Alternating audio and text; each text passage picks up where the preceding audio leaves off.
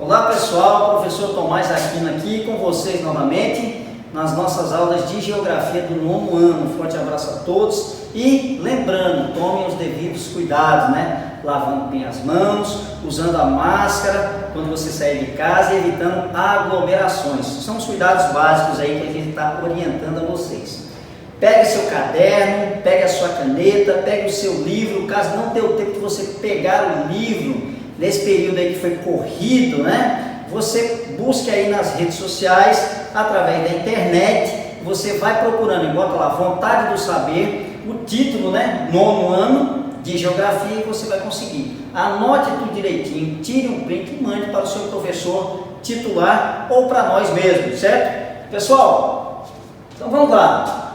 Vamos na massa, Hoje nós iremos falar sobre Europa, o continente europeu, e mais especificamente sobre a Europa Ocidental. A gente vai entender por que chama-se Europa Ocidental, o porquê de se regionalizar desta forma.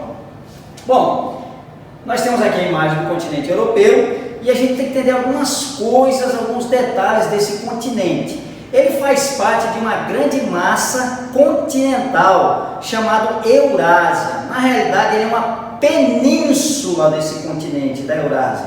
Professor, o que vem ser uma península? Vem ser um território, que adentra ao mar, cercado por quase todos os lados de água. Então, nós temos aqui, para a gente dar uma analisada, como seria essa península. Nós temos o continente europeu. E você vê que ela tem várias partes, do seu continente recortado, adentrando ao mar, ou seja, rodeado quase por todas as extremidades dele de água, ou seja, oceanos e mares, certo? E aí nós temos outras penínsulas também no continente europeu, como a Península Balcânica, logo aqui embaixo, onde temos a Grécia, a Península Itálica, certo? Onde está a Itália, a Península Ibérica, onde nós temos aí os países ibéricos, Portugal e Espanha, bastante importante, porque foram através desses dois países que se desenvolveu as grandes navegações, E aí chegou até as Américas e descobriu aí o nosso,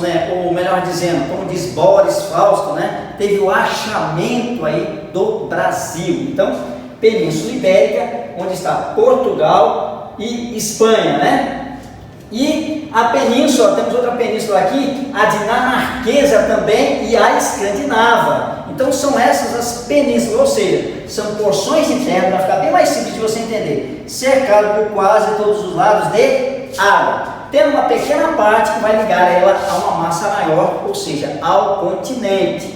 E aí nós temos também uma curiosidade bastante importante, que ela tem alguns mares, Além do seu mar Mediterrâneo, que é esse aqui, tem um conjunto de mares, aí você vai ter mar Adriático, mar Egeu, mar Tirreno, ou seja, dentro do mar Mediterrâneo você vai ter esses conjuntos todinhos de mar. Nós temos o mar Cáspio, certo? Aquele ali não está o nome dele aqui, mas você identifica aqui, o mar Cáspio, o mar Negro, o mar do Norte, certo? O próprio Oceano Atlântico aqui nessa parte aqui, a parte oeste do continente. Então você tem todos esses limites, junto desses mares e do próprio Oceano Atlântico. Então nós temos essas várias identificações aí marítimas que a gente pode observar direitinho. Beleza, pessoal? Bom, e ele possui algumas características bastante interessantes, como por exemplo, tem continente, tem país aí que ele está pertencendo tanto ao continente europeu quanto ao continente asiático. O seu território está localizado nos dois territórios, na Europa e na Ásia. Professor, quais seriam esses países aí? A Rússia, aqui você vê essa grande porção de terra aqui, certo? É a Rússia, ela está com uma pequena parte do seu território, lembrando que a Rússia é o maior país em território, em extensão territorial. A Rússia é o maior país do mundo, mais de 17 milhões de quilômetros quadrados em extensão territorial. E aí você tem uma parte dela na Europa e uma grande parte dela no continente asiático. Beleza, pessoal? Só ela? Não. Nós temos também a Turquia, que tem uma pequena parte dela também no continente europeu e uma grande parte aí no continente asiático. Beleza? Nós temos também aqui como curiosidade, alguns estreitos, né? Como se diz, é um estreitozinho de água, né? De mar, de oceano, que vai passar ali, que vai dividir dois continentes. Como, por exemplo, o Estreito de Gibraltar, que ele está dividindo, separando, né? A África, o continente africano, do continente europeu. Vem aqui, ó, próximozinho. Inclusive dá até para você ver de um lado ao outro, certo, pessoal? Bem interessante aqui. Nós temos também países grandes e tem países como, por exemplo, a Rússia, que foi citada aqui, que foi dita aqui, mas temos países aí extremamente pequenos, como é o caso do Vaticano. O Vaticano, exatamente, aonde o Papa constitui a sua residência, né, onde ele for ordenado, onde ele tem as suas reuniões, onde ele celebra as suas missas, é o menor país do mundo e está localizado justamente aí no continente europeu, né? Aonde, pessoal? Onde? Na Península Itálica, certo? Vamos ver algumas localizações, alguns limites, né, territoriais, algumas fronteiras aí do continente europeu. Bom, a Europa se limita ao norte com o Oceano Glacial Ártico. Aqui, pessoal, justamente essa parte aqui superior é o Oceano Glacial Ártico. Então, ao norte ela está fazendo limite com esse oceano, beleza? A leste com os montes Urais e com o rio Ural. Ou seja, nessa partezinha aqui, no final do mapa, nós temos esse limite, é um limite natural. Os montes Urais e o rio Ural. Bom, ao sul com os mares Cáspio, Negro e a Cordilheira do Cáucaso. Então aqui nós temos o mar Cáspio, Mar Negro, certo? Cáspio aqui, Negro, e a Cordilheira do Cáucaso por aqui, ó, um conjunto montanhoso, né, que está localizado aí. São fronteiras naturais entre o continente europeu e o continente asiático. E, por fim, também limitando ao sul, aí o mar Mediterrâneo, certo? Pegando essa parte todinha aqui, ó, cobrindo essa parte todinha aqui do continente. Beleza, pessoal? Deu para pegar essa ideia? Bom, seguindo o nosso slide, volta um pouquinho, por favor, certo? Falei do leste, né? Os Montes Urais, Rio Ural, o sul, ou seja, o mar Cáspio, Negro e a Cordilheira do Cáucaso e o mar Mediterrâneo, né? O norte, o Oceano Glacial Ártico, esquecemos do sul, do oeste, né? No oeste nós temos aí o próprio Oceano Atlântico, beleza, pessoal? Então esses são os limites aí de leste, oeste, norte e sul, beleza? Prosseguindo. Bom, a Europa é um continente que está localizado no hemisfério norte do globo terrestre, norte setentrional, ou seja, tendo por base a linha do Equador, ela está acima da linha do Equador, ou seja, no norte, também chamado de setentrional, fica essa informação. E tendo por base aí o meridiano de Greenwich, que vai dividir a Terra, né, em leste e oeste, a maior parte do continente europeu está a leste, ou seja, ao ocidente do meridiano de Greenwich. E uma pequena parte dela ali, parte da Península Ibérica, parte da Grã-Bretanha, onde está a Inglaterra, País de Gales, Escócia, está a sua parte ocidental, oeste ocidental. Essas são as informações. Bom, é um território relativamente pequeno, certo? As proporções territoriais, né, em quilômetros quadrados, não é muito grande, e são medidas aproximadas que nós temos aí, e com uma população também não muito numerosa. Então nós temos aí, compreende uma área total de 10.498.000 quilômetros quadrados, e são números aproximados, só para lembrar, certo?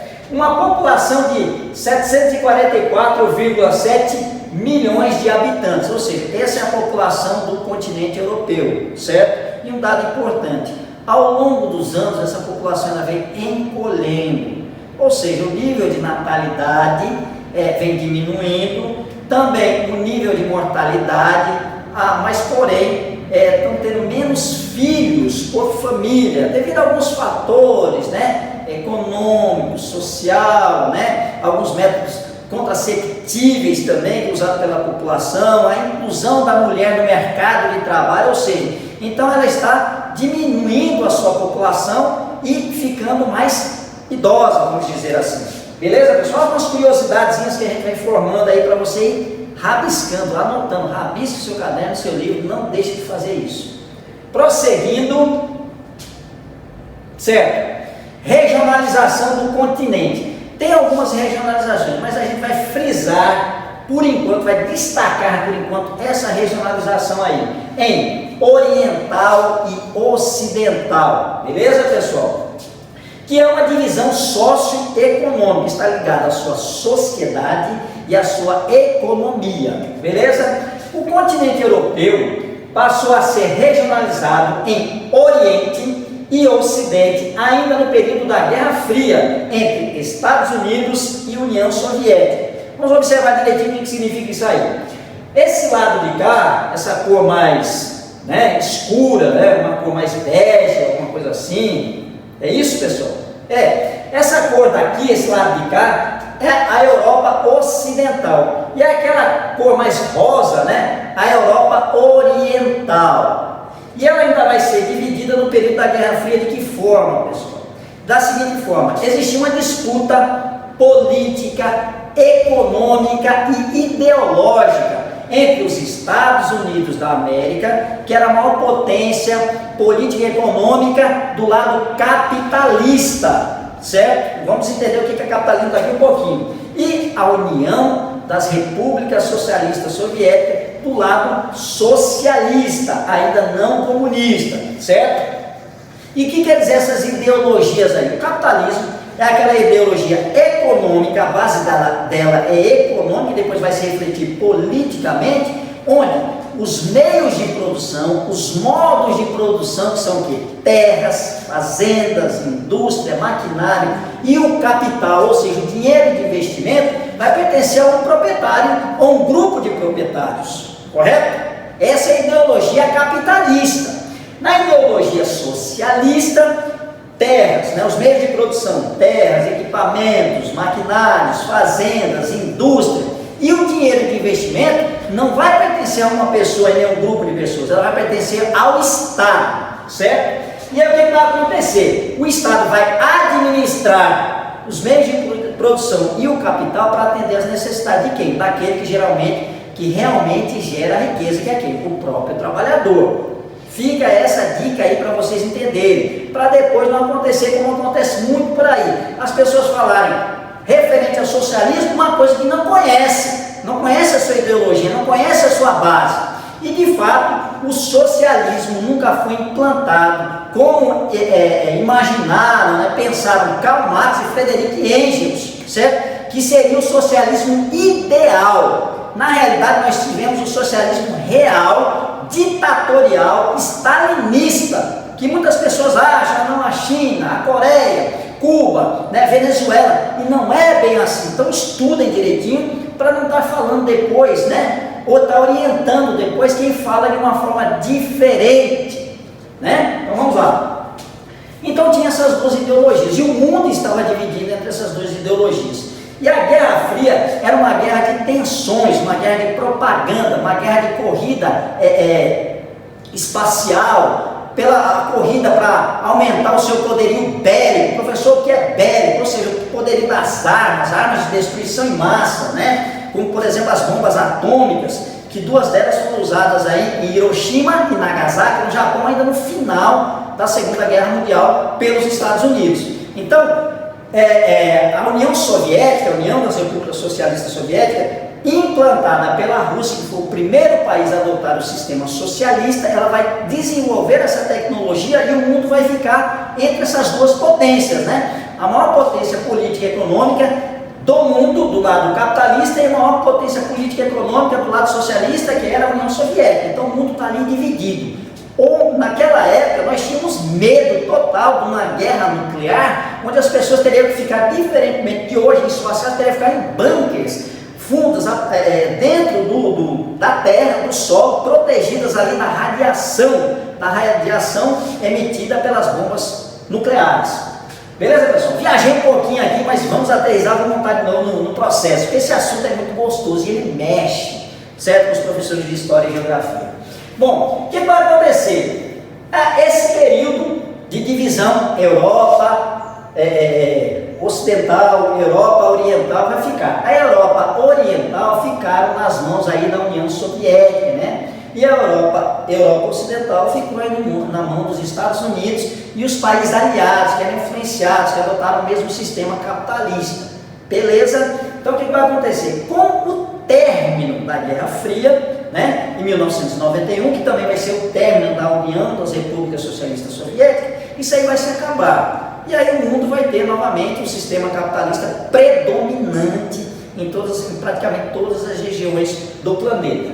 Porém, os países vão herdar essas características dessa divisão aí, entre capitalistas e socialistas. E essa divisão vai se refletir no quê? Na economia, ou seja, no sistema econômico e na industrialização. Por exemplo, o lado oriental ele vai ser uma industrialização fraca, né, atrasada, tardia e de economia fragilizada. E a Europa Ocidental, que a gente está falando hoje, ela vai ser uma economia forte, industrializada, de herança capitalista. Grave direitinho isso, essa diferença aí, certo? E aí você vai entender como funciona a coisa. No próximo slide, aqui ó, Europa Oriental socialista, de economia e industrialização menos desenvolvida. Gravem essa parte. Aonde se dava uma economia menos industrializada, né? Mais fragilizada, mais fraca? Na Europa Oriental. Já na Europa Ocidental, era uma economia mais forte, mais industrializada, de herança capitalista, como temos aqui. Europa Ocidental capitalista e de economia e industrialização mais desenvolvida. Beleza, pessoal? Aqui nós temos aqui uma chave bastante conhecida, né? Mas que eu achei bem interessante para você ilustrar suas ideias. É assim, nós temos aí bombas, representando bombas, mísseis, né? Com bombas atômicas e exércitos, tanto de um lado quanto do outro. E aí são exércitos capitalistas e socialistas. E eles estão entrando em confronto com arcos e flechas. Embora tivesse uma tecnologia muito avançada, um poderio militar muito desenvolvido, poderia destruir várias e várias, mas ocorria um certo temor de acontecer uma catástrofe mundial e eles acabaram destruindo o mundo. Então, por isso foi uma guerra de propaganda. A Guerra Fria foi uma guerra de propaganda ideológica, de corridas espaciais, e aí nós tivemos aí os avanços, né, na área espacial e tudo mais.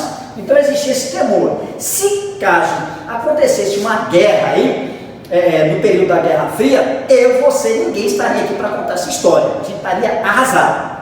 Beleza? Mas continuando, no próximo slide, mudanças e transformações territoriais. Vamos dar uma respirada, né? Vamos acalmar os nervos, porque esse assunto mexe com as tensões, né? Era uma guerra fria, mas extremamente quente, que o mundo vivia numa tensão enorme, exagerada. Beleza, pessoal? Olha, mudanças e transformações territoriais. Olha, no século XX, a Europa foi que mais sofreu transformações nas suas fronteiras, no seu território. Isso vai se iniciar ainda em 1914, lembrando que 1914 foi o quê, pessoal? Vamos lembrar um pouquinho das aulas de história aí. 1914 foi o ano que deu início à Primeira Guerra Mundial e vai até 1918, 4 anos de conflito. Então, antes, se não der para observar aqui direitinho, você faça um jeitinho, se aproxime mais da tela, você vai observar aqui como estava configurado o território europeu nesse período. Existiam alguns impérios, né? O Império Austro-Húngaro, o Império Russo, o Império Alemão e o Império Turco-Otomano. Lembrando que a Turquia tem uma pequena parte, né, do seu território aí no território europeu, assim como a Rússia, e uma grande parte aí no território asiático. Beleza? Então estava configurado aí nesses impérios. Pós-Primeira Guerra Mundial, quando termina a Primeira Guerra Mundial, esses impérios eles vão se desfacelar, ou seja, vão surgir novos, né, países, Letônia, Estônia, Lituânia, Polônia, República Tcheca, Tchecoslováquia, ou seja, um conjunto de países novos que vão surgir aí nesse momento. Aí vem a Segunda Guerra Mundial, né? A Segunda Guerra Mundial de 1939 que muitos historiadores, né, vão dizer o seguinte, que ela é uma extensão da Primeira Guerra Mundial. Assuntos mal resolvidos na Primeira Guerra Mundial vão se refletir na Segunda Guerra Mundial, certo? Inclusive a Alemanha foi dita, né? Se bem que existia uma série de impérios ali na Primeira Guerra Mundial e eles não se entenderam, mas diz, né, que a Alemanha foi o pivô da Segunda Guerra Mundial por assuntos mal resolvidos ali na Primeira Guerra Mundial. Bom, vem a Segunda Guerra Mundial, termina-se a Segunda Guerra Mundial e aí tem uma nova configuração no território, ou seja, países aí vão adotar o sistema socialista, liderados pela União das Repúblicas Socialistas Soviéticas, liderada pela Rússia. Então vão surgir novos países, né? Novas repúblicas aliando-se a esse sistema, né? Vai surgir a República Tcheca, vai surgir, né, a Tchecoslováquia, vai surgir o quê? Também a Iugoslávia, e aí vão formar, né, serão grupos, confederações aí de países aí vão se unir e formar novos países, correto? E com o fim da Guerra Fria e o fim da União Soviética, esses países novamente vão decretar a sua autonomia política e administrativa, e aí vão se desprender daquele sistema, né, socialista, de união socialista, de países socialistas e tal, e vão surgir novos países. Eu tenho um exemplozinho aqui no próximo slide, eu vou apresentar para você entender melhor como é que é esse abacaxi. Antes, esse texto aqui, ó, a primeira e a segunda, as Primeira e Segunda Guerras Mundiais e a Guerra Fria foram responsáveis por mudanças e transformações no continente europeu. Bom, no nosso próximo slide, aí nós iremos dar um exemplozinho sobre essa questão aí que eu queria falar com vocês. A desintegração da Iugoslávia. Pessoal, a Iugoslávia é uma das situações mais dramáticas da história, não só da história da Europa, mas também da história mundial, certo, pessoal? Ali aconteceu coisas ali absurdas, extermínio, genocídio e tudo mais, uma história bem recente, beleza? Olha só, era um conjunto de repúblicas, nós temos aqui, ó, a Eslovênia, a Croácia, a Bósnia, Herzegovina, Montenegro, Sérvia, né, e Macedônia, além de Kosovo e outros países com uma certa autonomia, né, territórios, melhor dizendo, com certa autonomia. Então, após a Segunda Guerra Mundial, eles vão se unir, adotar o sistema socialista, correto? Diferentemente daquele alinhados a Moscou, que era um sistema socialista centralizado nas mãos do secretário do partido, né, do secretário do Partido Comunista na época, Stalin, e assim foi por diante, que era um poder autoritário. Porém, a Iugoslávia, ela vai ter um sistema socialista diferenciado, onde cada uma dessas repúblicas aqui, elas vão ter autonomia política, ou seja, em cada período de tempo, cada um ia administrar as outras politicamente. Era assim que acontecia aí na Iugoslávia. Porém, certo? Isso vai ser conduzida, bem administrada por Tito, pelo general Tito, que foi o responsável pela resistência dos povos da Iugoslávia ali contra a invasão nazista na Segunda Guerra Mundial. Porém, o general Tito vai morrer, e é responsável também pela implantação do socialismo, né? Ele vai morrer na década de 80. E o que vai acontecer? Essas repúblicas vão querer autonomia política administrativa, né? Vão ter um sentimento nacionalista, aquela ideia de pertencer ao mesmo povo, ao mesmo grupo, pertencer ao mesmo território. Então, aquela ideia nacionalista e étnica religiosa, ou seja, etnista mais ligada teoricamente a raças, né? E com aquela sua característica religiosa. Muçulmanos, aí temos muçulmanos, temos cristãos e assim por diante. Temos católicos, ou seja, existe aquela salada ali social e religiosa, certo? Então cada república dessa queria a sua autonomia. E logo nos anos 90, a Eslovênia, a Croácia e a Macedônia vão decretar a sua independência em relação à Iugoslávia. E depois, já nos anos 90, em 1992, a Bósnia também vai querer seguir o mesmo caminho. É aí onde o bicho pega.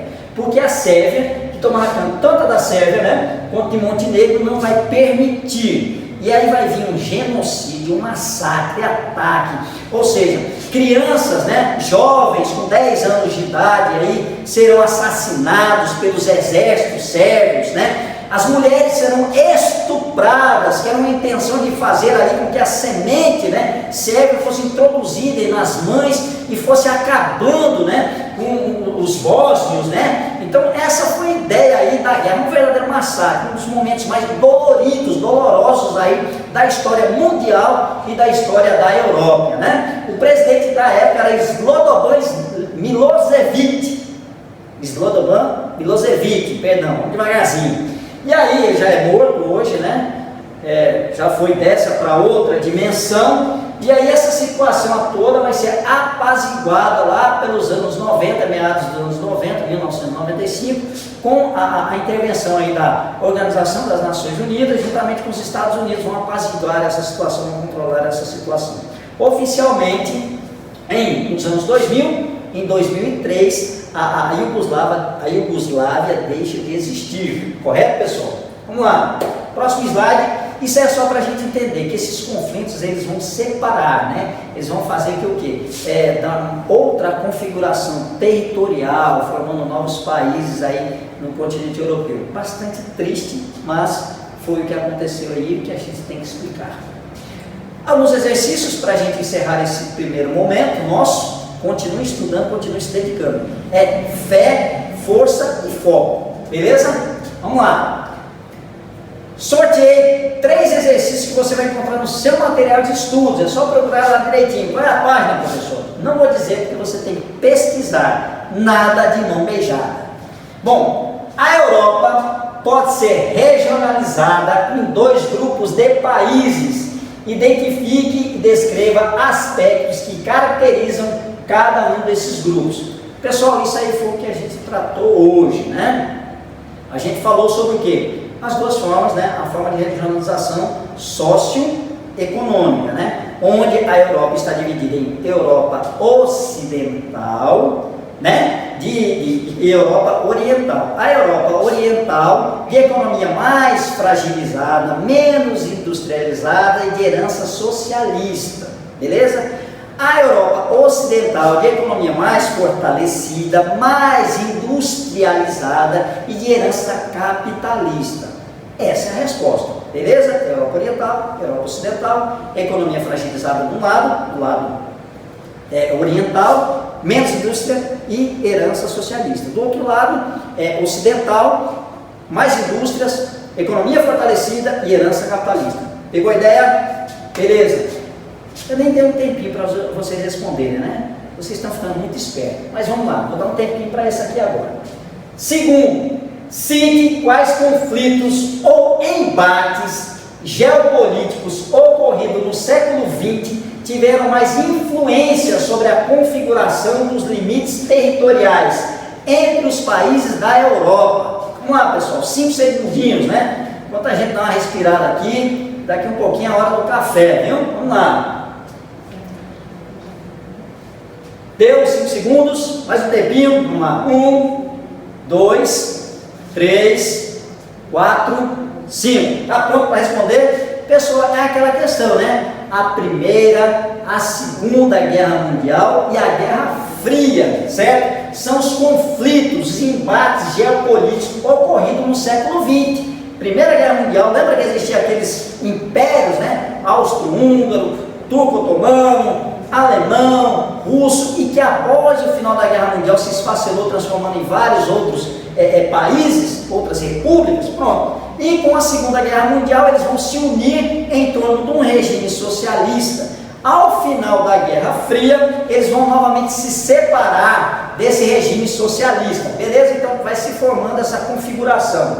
Bom, terceira questão, que fatores estão entre os principais responsáveis por desencadear conflitos territoriais na Iugoslávia, na ex-Iugoslávia, no final da década de 1980. Vamos pensar um pouquinho, 5 segundinhos também, beleza? Vamos lá, né? Para a gente tomar aquele cafezinho daqui um pouquinho, certo? São 3. os conflitos político-administrativo, cada um queria ter a sua independência, ter a sua administração política, correto? Então, a primeira político-administrativa, a segunda sentimento nacionalista, queria cada um daquelas repúblicas queria ser a sua independência, suas características nacionalistas, seu povo, sua língua, seu território, e a étnico-religiosa, questão racial juntamente com a questão religiosa. Então essas três, política administrativa, né, a nacionalista e a étnico-religiosa. No próximo slide nós teremos aí o nosso referencial bibliográfico. Pessoal, se vocês não tiverem livro na internet, vocês clicam lá no Google e vocês vão anotando aí, bota o nome do livro, Vontade de Saber, Geografia, nono ano, e aí vocês vão ter o livro lá virtual. Você pode passar e ter essas informações aqui na página 14 a 59. Anotem os exercícios, mandem para os seus professores titulares e vão compartilhando aí, trocando ideias e informações. Pessoal, um forte abraço a todos vocês, fiquem todos com Deus e até a próxima, se assim nosso bom e querido Deus nos permitir.